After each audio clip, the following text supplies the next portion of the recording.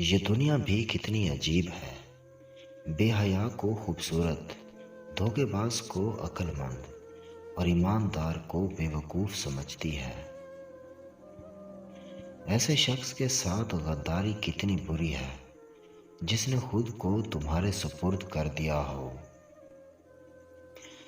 غرور کس بات کا ہے، ہر عروج کے بعد زوال ہے۔